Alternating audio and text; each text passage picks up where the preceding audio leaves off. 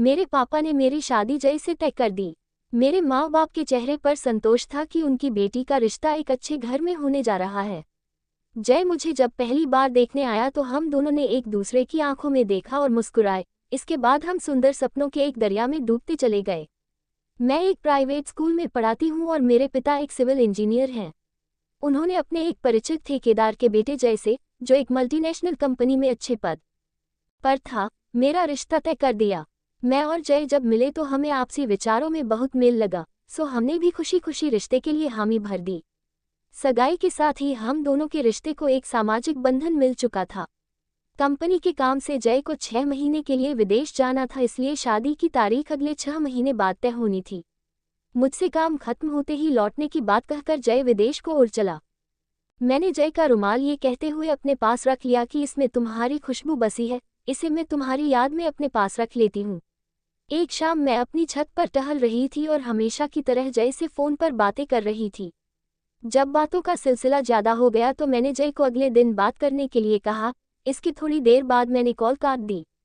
इसके बाद जब मैं नीचे जाने के लिए पलटी तो अचानक मेरी आंखें अपने पड़ोसी लड़के आकाश से मिल गई, जो अपनी छत पर खड़ा हम दोनों को बातें करता हुआ न जाने कब से देख रहा था। मैं आकाश को अचानक देखकर थोड़ा सकुचा गई और बोली, अरे आकाश, आप कब आए? मैंने तो ध्यान ही नहीं दिया। जब से तुम यहाँ आए हो मैं भी तब से छत पर ही हूँ, आकाश ने अपनी परतदार हंसी के साथ कहा। मैंने आंखें नीचे कर ली और सीढ़ियों की ओर चल पड़ी। मैं आकाश की नज़र को अक्सर भांपती थी कि उसमें मेरे लिए कुछ और ही भाव आते हैं। एक रोज जब मैं अकेली ही छत पर टहल रही थी कि तभी आकाश भी अपनी छत पर आया। आकाश, कैसे हैं आप? कम दिखते हैं। आकाश मेरे मुंह से ऐसी बातें सुनकर थोड़ा चौंका, लेकिन फिर उसके मन में भी लड्डू फूटने लगे। आकाश तो खुद मुझसे बात करने को बेचैन रहता था। वो छत की बाउंड्री के पास मेरे करीब आ गया और बोला, मैं तो रोज इस समय यहाँ आता हूँ, तुम ही बिजी रहती हो।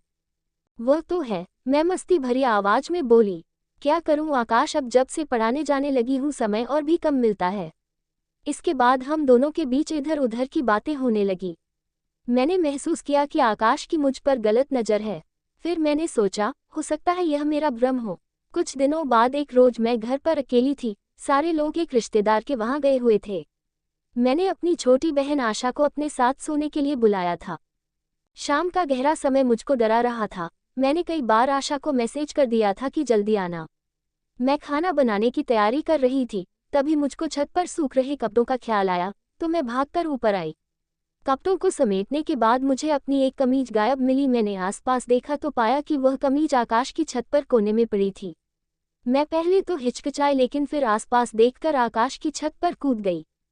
मैं आकाश के आने से पहले वहां से भाग जाना चाहती थी, मगर जैसे ही मैं अपनी कमीज उठाकर मुड़ी, आकाश मुझे मुस्कुराता खड़ा मिला। मैंने एक असहज मुस्कुराहट उसकी ओर फेंकी। आकाश बोला, उड़कर आ गई होगी यहाँ। हाँ, हवा तेज थी आज। मैं वहां से निकलने के मूड में थी, लेकिन आकाश मेरे आगे दीवार से लगकर खड़ा हो गया और बयाने लगा। तब तक शाम पूरी तरह चारों ओर छा चुकी थी। मैंने कहा, आकाश अब मैं चलती हूँ, यहाँ मच्छर काट रहे हैं। मुझे भी, आकाश ने अपने पैरों पर थपकी देते हुए कहा। अच्छा, ज़रा 2 मिनट नीचे आ जाओ ना, मैंने एक नया सॉफ्टवेयर डाउनलोड किया है, बहुत मज़ेदार चीज़ें हैं उसमें, तुमको भी दिखाता हूँ। ना चाहते हुए भी मैं आकाश के साथ सीढ़ियों से उतर आई। मेरे मन में एक अजीब सा डर समाया हुआ था। आकाश ने लैपटॉप ऑन किया और मुझे दिखाने लगा।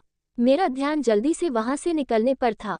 तभी मैंने गौर किया कि आकाश के घर में बहुत शांति है। सब लोग कहाँ गए हैं? मैंने आकाश से पूछा। आकाश ने जवाब दिया, यहाँ भी सारे लोग बाहर गए हुए हैं, कल तक आएंगे। मेरा दिल धक से रह गया। मैंने कहा, आकाश अब मैं निकलती हूँ, मुझे खाना भी बनाना है।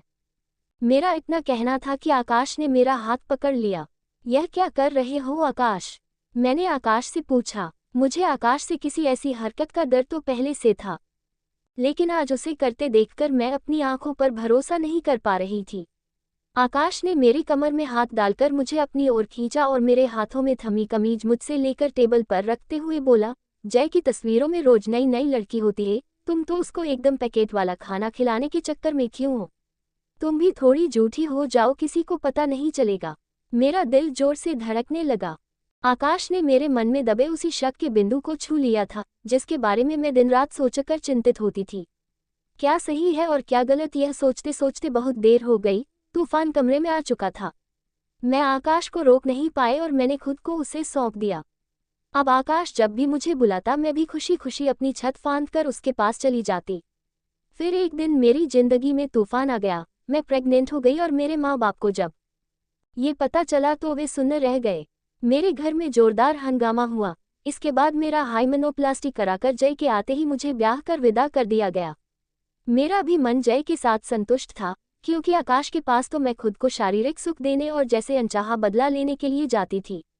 धीरे धीरे 3 साल बीत गए, लेकिन मेरे और जय के घर नया सदस्य नहीं आया। हमने डॉक्टर से जांच कराई, जय में किसी तरह की कोई कमी नहीं निकली। इसके बाद बारी मेरी रिपोर्ट की थी। डॉक्टर ने हम दोनों को अपने केबिन में बुलाया और उलाहना सा देते हुए कहा, मेरे समझ में नहीं आता मिस्टर जय कि जब आप लोगों को बच्चा चाहिए था तो आखिर आपने अपना पहला बच्चा गिराया क्यों? बच्चा गिराना कोई खेल नहीं है।